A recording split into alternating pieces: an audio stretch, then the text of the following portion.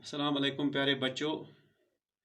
Food production and management जो कि 8th class के साइंस का टॉपिक हम पढ़ा रहे हैं, उस टॉपिक को कल मैंने आपको बताया कि वो एक थोड़ा सा लेंथी टॉपिक है। उस लेंथी टॉपिक के हमने कुछ सब टॉपिक्स तैयार किए हैं। तो सब टॉपिक्स में पहला टॉपिक हमने तो बना दिया। अब दूसरा सब टॉपिक है, उस सब टॉपिक को आज हम कवर करने जा रहे हैं। डियर स्टूडेंट्स, इस सब टॉपिक में आज हम कवर करने जा रहे हैं हार्वेस्टिंग को। हार्वेस्टिंग फेस्टिवल इसमें आएगा। थ्रेशिंग पढ़ना है हमें, विनोइंग पढ़ना है हमें, स्टोरेज ऑफ ग्रेन्स, इसके अलावा हमें पढ़ना है इम्प्रूवमेंट ऑफ क्रॉप्स। तो इम्प्रूवमेंट ऑफ क्रॉप्स में हमें पढ़ना है plant breeding, soil improvement. Soil improvement के अंडर हमें कवर हो जाएगा crop rotation, mixed cropping, field fallow. इसी तरह protection from pests and weeds. तो finally we will touch storage of our food grains. तो ये होगा आज का सब टॉपिक नंबर 2। तो स्टार्ट करते हैं हम हार्वेस्टिंग से। प्यारे बच्चों, अब हमारी फसल बिल्कुल तैयार हो गई। हमारे खेत जो हैं वो गोल्डन कलर के हो गए, यानी बिल्कुल अब हमारी फसल पक कर तैयार हो गई। जब फसल पक कर तैयार होती है, हमारे खेत बिल्कुल गोल्डन कलर के हो जाते हैं। तो अब क्या करना है, इन्हें इस फसल को या इन क्रॉप्स को काटना है स्टोर करने के लिए या इस्तेमाल करने के लिए। The process of cutting and collecting the matured crop from the field is called harvesting. The process of cutting and collecting harvesting. The process of cutting and collecting the matured crop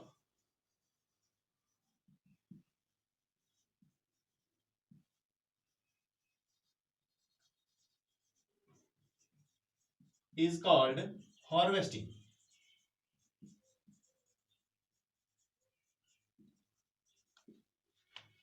तो ये season के and पर harvesting की जाती है। Harvesting season के and पर की जाती है डियर स्टूडेंट्स। तो आपको मालूम होगा हमें यहाँ पर फसल के या क्रॉपिंग के 2 सीजन्स होते हैं। We have 2 seasons. One is called kharif and other is called रबी।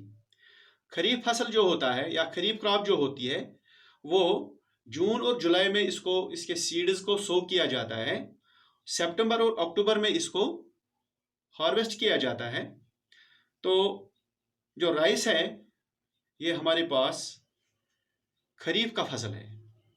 इसी तरह जो रबी की क्रॉप होती है, वो अक्टूबर से दिसंबर तक हम इसके बीज जो होते हैं, इसके सीड्स जो होते हैं, वो सो किए जाते हैं और मार्च से अप्रैल तक इनको हार्वेस्ट किया जाता है। वीट जो है, this is rabi crop. Rice ये है kharif crop. Wheat is rabi crop. तो ये हमारे पास 2 तरह की फसलें हैं। एक होती है खरीफ की फसल, दूसरी होती है रबी की फसल। डियर स्टूडेंट्स, जब फसल तैयार होती है तो जो ये ज़मींदार होता है, जो ये किसान होता है, जो खेती बाड़ी करता है, इसमें एक खुशी की लहर दौड़ती है। ये खुश हो जाता है कि मेरे मालिक ने मुझे मेहनत का फल दे दिया।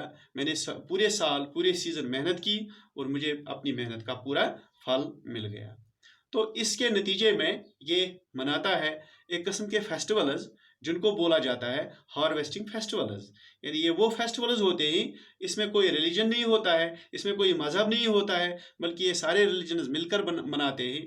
तो इन फेस्टिवल्स को डायरेक्टली कंटेक्ट होता है या डायरेक्टली रिलेट होते हैं हमारे हार्वेस्टिंग सीजन्स के साथ। यानी एक किस्म का ये अपने रब का, देने वाले का शुक्र बजा लाता है इन फेस्टिवल्स की सूरत में। तो हमारे यहाँ पर बहुत सारे रिलीजन्स रहते हैं, हमारी इस कंट्री में बहुत सारे रिलीजन्स रहते हैं, बहुत सारे अकीदों के लोग रहते हैं। तो अपने अपने अकीदों के मुताबिक ये फेस्टिवल्स मनाते हैं। तो हमारे इंडिया में we have Pongal, we have Vaisakhi, we have Holi, we have Diwali, we have Bihu.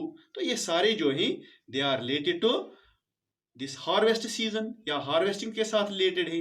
India के बहुत सारे अलग अलग रीजन्स में ये मनाए जाते हैं, तो इनको बोलते हैं हम दे आर हार्वेस्टिंग फेस्टिवल, यानी ये फेस्टिवल जो हैं ये हार्वेस्टिंग के साथ रिलेट हैं। अब हमने इस फसल को काट लिया, अब इसकी थ्रेशिंग होती है। देखिए थ्रेशिंग किसको बोलते हैं, थ्रेशिंग।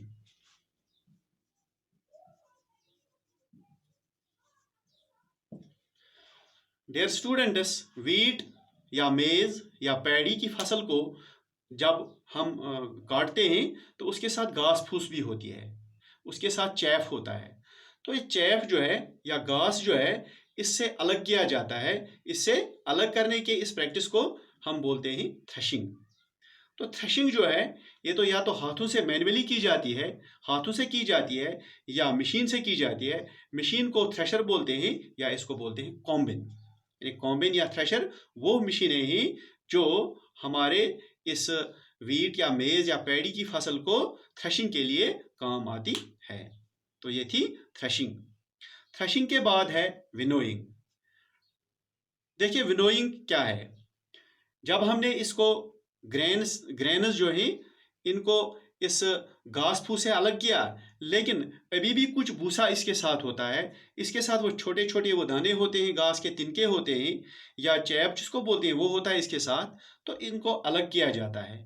अलग कैसे किया जाता है, आपको मालूम है जो ग्रेन्स होते हैं वो भारी होते हैं, वो हल्के नहीं होते हैं, वो भारी होते हैं। इसके अगेंस्ट जो इसके साथ वो घास होती है, वो चैप जो होती है वो हल्की होती है। तो हवा के अगेंस्ट इसको गिराया जाता है। जो ग्रेन्स होते हैं वो भारी होते हैं, वो हैवी होते हैं, वो डायरेक्टली नीचे गिरते हैं, लेकिन जो चैप होता है वो आगे चला जाता है। या तो ये ओपन फील्ड में किया जाता है, जब हवा चलती है तब किया जाता है, या कपड़े की मदद से किया जाता है, या फैन की मदद से इसे साफ किया जाता है। इस तरह हमें जो ग्रेन्स मिलते हैं वो बिल्कुल free from all kinds of chap होता है। इसके बाद है स्टोरेज, यानी जो हमें ये ग्रेन्स मिल गए, जो हमें अनाज मिल गया, तो ये अब स्टोर करना है। ये हमें स्टोर करना है, इसलिए स्टोर करना है या तो हमें अपने लिए इस्तेमाल करना होता है, या इसको किसी मंडी में या किसी मार्केट में लेकर इसको बेचना है, ताकि हम कुछ पैसा कमाएं, कुछ रुपया कमाएं, अपनी आमदनी में इजाफा करने के लिए इसको इस्तेमाल किया जाता है। लेकिन जब तक कि हम मार्केट ढूंढते हैं, जब तक कि हम अपने लिए इस्तेमाल करते हैं, तब तक इसको स्टोर करना ज़रूरी होता है। क्योंकि जो बर्ड्स होते हैं, जो इंसेक्ट्स होते हैं, जो रोडेंट्स होते हैं, या जो माइक्रो ऑर्गेनिज्म्स होते हैं, वो इसको बहुत ज़्यादा नुकसान करते हैं। इसलिए उनसे उसको बचा कर रखने के लिए इसको स्टोर करना ज़रूरी होता है। इसलिए इसको या तो मिट्टी के खास बर्तनों में स्टोर किया जाता है, या ग्रैनरीज में इसको स्टोर किया जाता है। तो जो ग्रैनरीज होती हैं वो बड़ी बड़ी बिल्डिंगें होती हैं। उन बिल्डिंग्स में ऐसे फैसिलिटीज़ होती हैं जहाँ पर जो हमारे ग्रेन्स होते हैं वो बिल्कुल फ्री रहते हैं इन रोडेंट से, इंसेक्ट्स से, माइक्रोब्स से, या कोई भी जो मॉइस्चर होता है, या बारिश होती है, या टेम्परेचर अप डाउन होता है, उससे ये बिल्कुल बिल्कुल सेफ रहते हैं। पहले इसको सुखाकर इन ग्रेनरीज में स्टोर किया जाता है। तो ये था स्टोरेज ऑफ ग्रेन्स। अब देखते हैं हम इंप्रूवमेंट ऑफ क्रॉप्स।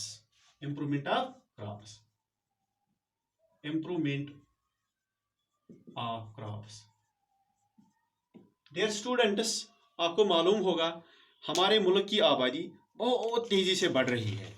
हमारे मुल्क की आबादी में हर साल तकरीबन 20 मिलियन पीपल ऐड हो रहे हैं, यानी हर साल इसमें 20 मिलियन पीपल ऐड हो रहे हैं। लेकिन इस बढ़ती हुई आबादी के लिए इतना फूड हर साल बढ़ाना पड़ता है, इतना फूड ज़्यादा करना पड़ता है हमें। तो ये फूड कैसे प्रोवाइड हम करते हैं? इस फूड को प्रोवाइड करने के लिए हमारे पास बहुत सारी टेक्निक्स हैं कि हम हर साल अपनी जो फूड प्रोडक्शन है या हमारी जो एग्रीकल्चर प्रोडक्शन है वो हर साल बढ़ानी पड़ती है। तो एक कारण ये है कि हमने पिछले 10 सालों में 15% जो लैंड है जो बेकार ज़मीन थी इसको अंडर एग्रीकल्चर लाया है, और इससे भी हमारी जो फूड प्रोडक्शन है या एग्रीकल्चरल प्रोडक्शन है उसमें बहुत ही बढ़ोतरी हो गई है। लेकिन यही चीज़ काफ़ी नहीं है, यानी ज़मीन जो है, ज़मीन को ज़्यादा से ज़्यादा ऐड करते हैं हम, 15% लैंड हमने ऐड की, लेकिन इसके अलावा भी कुछ फैक्टर्स हैं जिनकी वजह से हमारी जो एग्रीकल्चरल प्रोडक्शन है उसमें ज़्यादा इजाफा हो जाता है। तो सबसे पहली चीज़ जो है जिससे हमारी एग्रीकल्चरल प्रोडक्शन है उसमें इजाफा हो जाता है वो है प्लांट ब्रीडिंग। प्लांट ब्रीडिंग, देखिए प्लांट ब्रीडिंग किसको बोलते हैं। प्यारे बच्चों, प्लांट ब्रीडिंग जो है ये ऐसी टेक्निक है कि जो प्लांट्स होते हैं इनको क्रॉस ब्रीड किया जाता है। तो मैं आपको बता दूंगा इनको क्रॉस ब्रीड कैसे किया जाता है। हम अच्छी क्वालिटी के प्लांट्स को सिलेक्ट करके, यानी अच्छी क्वालिटी के जो प्लांट्स होते हैं पूरे इस मुल्क में, पूरे स्टेट में जो भी अच्छी क्वालिटी के प्लांट्स होते हैं उनको सिलेक्ट किया जाता है। उनके मेल और फीमेल फ्लावर्स को आपस में पोलिनेशन कराया जाता है, यानी जो एक ही वैरायटी के प्लांट्स होते हैं उनके मेल और फीमेल फ्लावर्स को आपस में पोलिनेट कराया जाता है, आर्टिफिशियली इनको पोलिनेट किया जाता है। इस प्रोसेस को बहुत ज़्यादा कंट्रोल्ड कंडीशंस में रिपीट कराया जाता है, यानी एक बार नहीं बल्कि बार बार ये लेबोरेटरी में कराया जाता है, रिपीटेडली कराया जाता है। तो हमें एक अच्छी वैरायटी मिल जाती है, यानी हमें एक ऐसी चीज़ या ऐसी फसल या ऐसी क्रॉप मिल जाती है जो जिसमें बहुत सारी क्वालिटीज़ जमा होती हैं। तो इस वाली क्रॉप को जो लेबोरेटरी में तैयार हो जाती है इसको हम स्टॉक बोलते हैं। तो इस स्टॉक में वही कैरेक्टर्स होते हैं जो अच्छे हों और जो बीमारियों से लड़ने की शक्ति रखते हों, यानी ये वो फसल होती है, ये वो क्रॉप होती है जो बीमारियों से भी लड़े और जिसमें तमाम कैरेक्टर्स मौजूद होते हैं। देखिए, Indian council of agricultural research ने वीट, राइस और वेजिटेबल्स की बहुत सी वैरायटीज इस तरह बनाई हैं जो यील्ड भी अच्छा देती हैं और डिजीज रेजिस्टेंट भी ये वैरायटीज हैं। देखिए डियर स्टूडेंट्स, यहाँ पर आपको मैं एक चीज़ बता दूंगा। यहाँ पर एक टर्म है एमस्कुलेशन। देखिए एमस्कुलेशन क्या है, एमस्कुलेशन की प्रोसेस की जाती है। एक्चुअली ये एमस्कुलेशन की प्रोसेस है क्या, ये भी इसमें है, आपके इस टॉपिक में है। देखिए आपको मालूम होगा bisexual flowers, bisexual flowers, bisexual flowers वो फ्लावर्स होते हैं जिनमें मेल और फीमेल दोनों पार्ट्स होते हैं, यानी वो फ्लावर जिनमें एक ही फ्लावर में मेल पार्ट भी और फीमेल पार्ट भी होते हैं।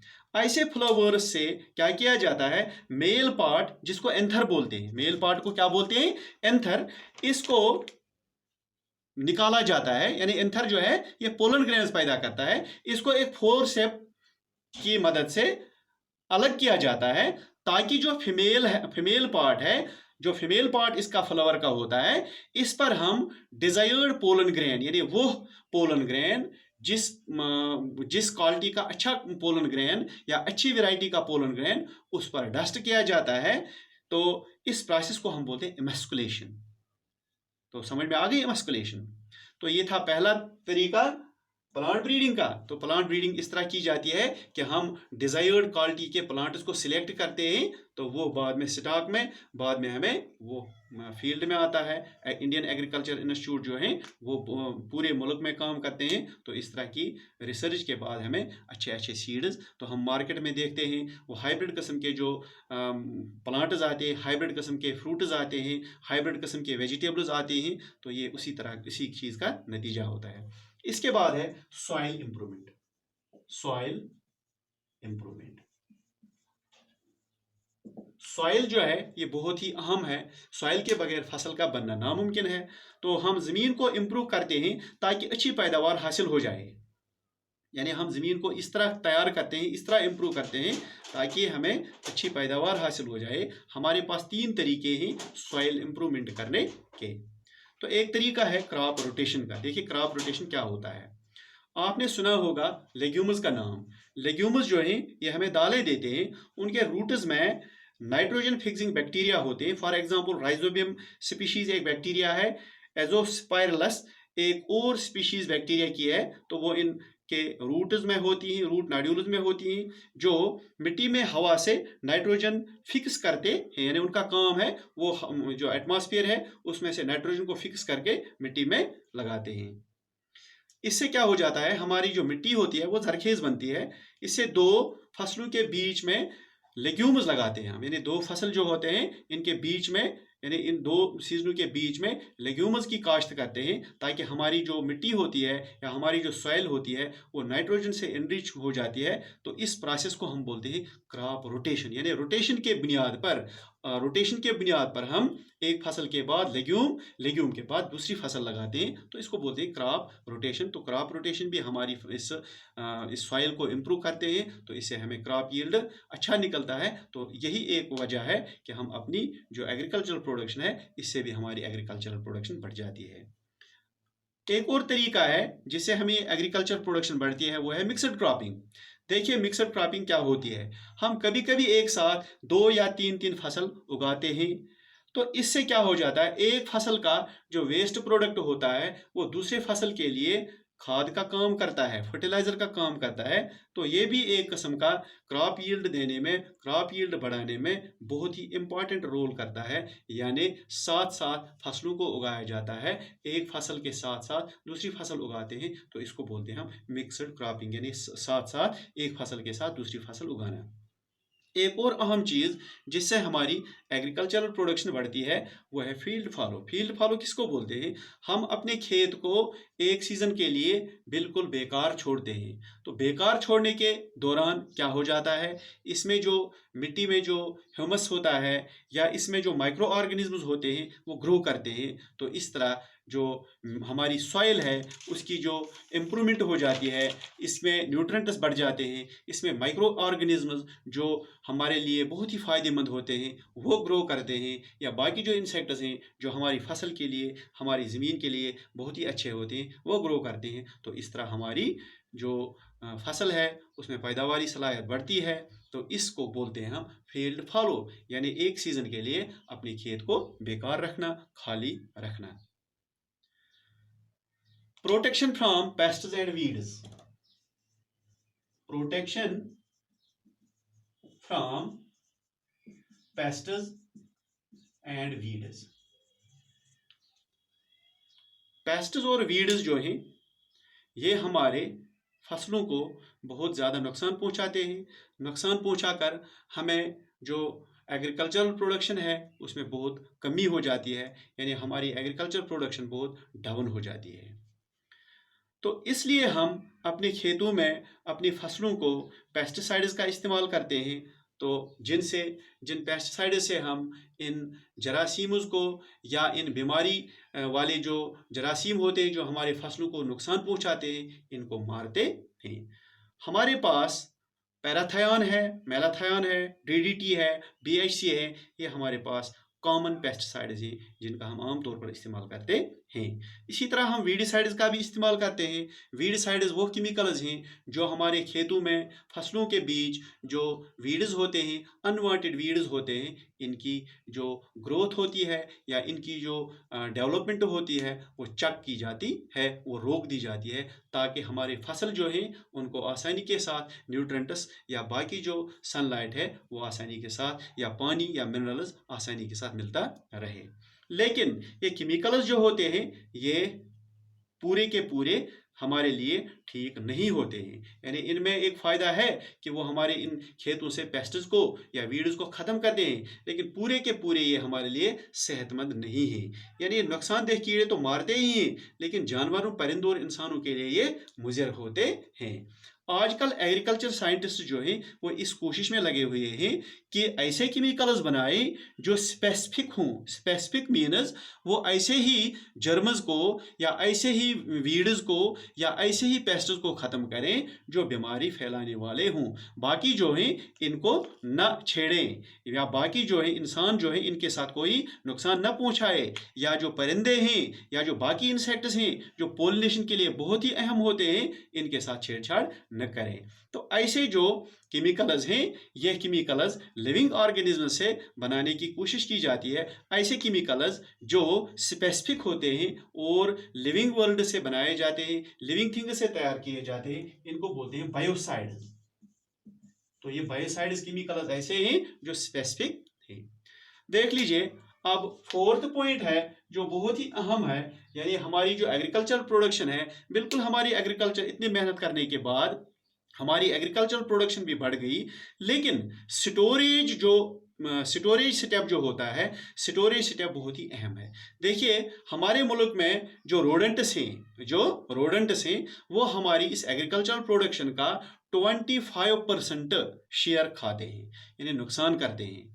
तो इसलिए प्रॉपर स्टोरेज जो है ये बहुत ही अहम है। अगर हम प्रॉपरली अपने इन जो एग्रीकल्चरल प्रोडक्शन है इनको अच्छी तरह स्टोर न करें, अच्छी तरह स्टोरेज में न रखें, तो हमें बहुत ही नुकसान हो जाता है। हमारे पूरे मुल्क में लोगों को बहुत ही मुश्किलात का सामना करना पड़ता है। तो देखिए, जो स्टोरेज स्ट्रक्चर्स हैं ऐसे होने चाहिए कि जिनमें हम अच्छी तरह अपनी जो ये फूड प्रोडक्शन है, जो हमने बहुत मेहनत के साथ उगाए होते हैं फसल, या जो ग्रेन्स हमने उगाए होते हैं, तो इनको प्रॉपरली स्टोर करने के लिए कैसे स्ट्रक्चर होने चाहिए, उनमें कौन कौन सी क्वालिटीज़ होनी चाहिए। Number 1, it should be easy to clean, यानी इनको साफ़ करना ज़रूरी होता है। अगर हम इनको साफ़ न करें तो फिर इनमें ये बीमारियां फैलने का खतरा होता है। तो सबसे पहली चीज़ जो है, इनको हर स्टोरेज के बाद क्लीन करना ज़रूरी होता है, इसलिए इनको आसानी के साथ क्लीन किया जाना चाहिए,